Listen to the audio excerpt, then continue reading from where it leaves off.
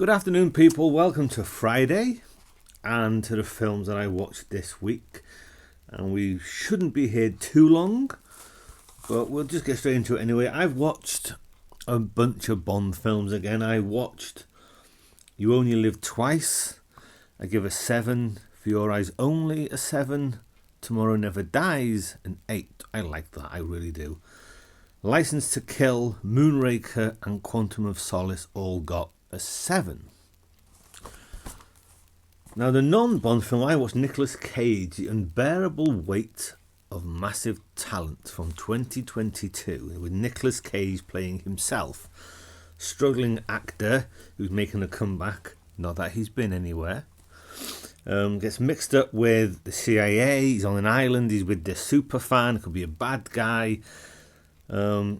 I just felt like a big nod to Nicolas Cage's career, because this guy's got like a vault of Nicolas Cage stuff. You know, the green stuff from The Rock. He's got this from Con Air. He's got that from that. And just lots of memorabilia. And it's cool seeing Nicolas Cage look at Nicolas Cage stuff. I give it a 7. It was fun. I enjoyed it. Which can't really be said for this film, Xanadu.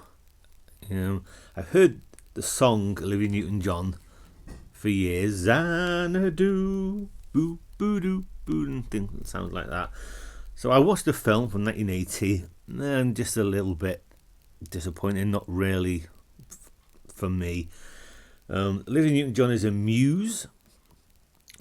She helps an artist who's fed up, and a former big band orchestra conductor who was Gene Kelly. I said, I know that guy. It wasn't who I thought it was. To open a nightclub called Xanadu. And it was a musical, which I didn't really expect. And it's not a big pile of shit. It just wasn't for me. I give it a 4. I'm not too keen on it whatsoever, really. Olivia Newton-John, beautiful woman, though. Then I watched The Howling. Everyone knows The Howling. Not a huge fan of it.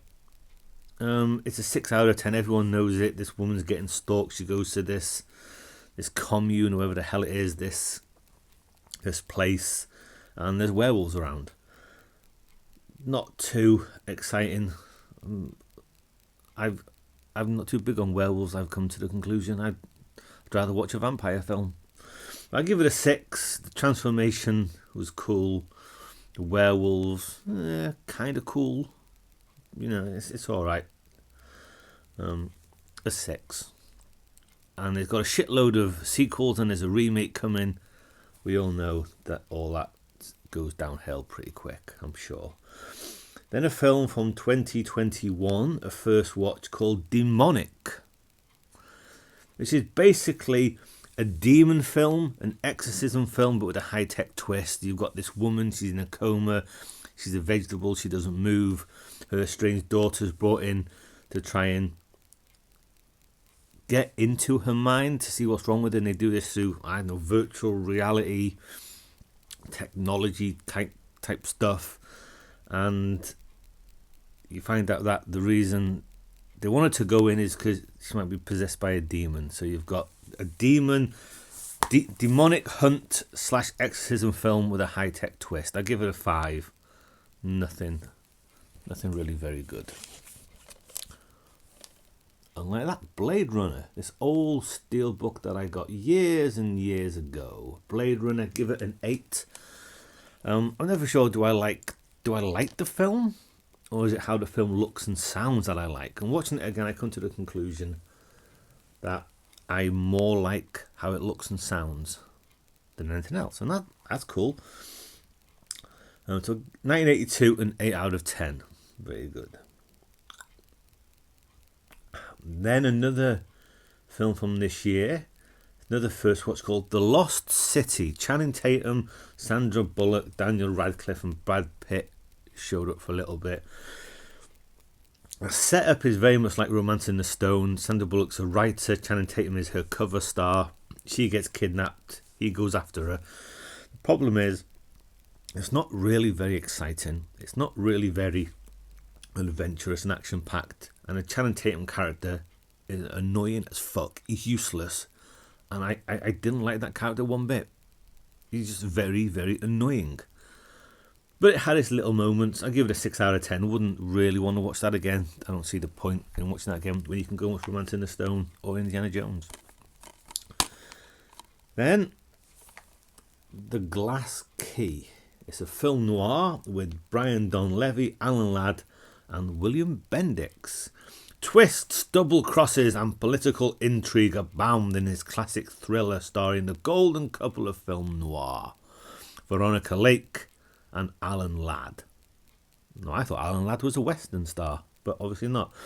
It says here, crooked police boss falls for Janet Henry, daughter of a Baltimore governor,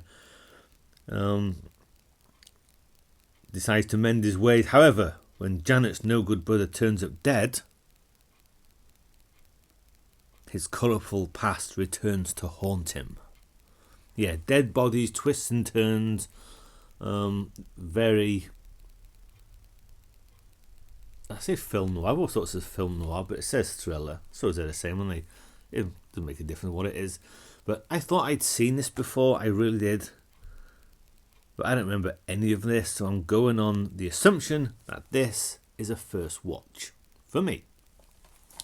And it has alternate artwork, which I had that artwork. But then I thought, oh, the film poster. I'll take the film poster. So yeah, I give that a 6 out of 10. Most film noirs will get a 6 or a 7 from me.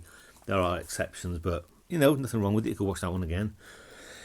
And then we end with Train to Busan, that I've seen a couple times and I enjoy each more I watch it. Train to Busan, zombie virus on a train, and there's your film.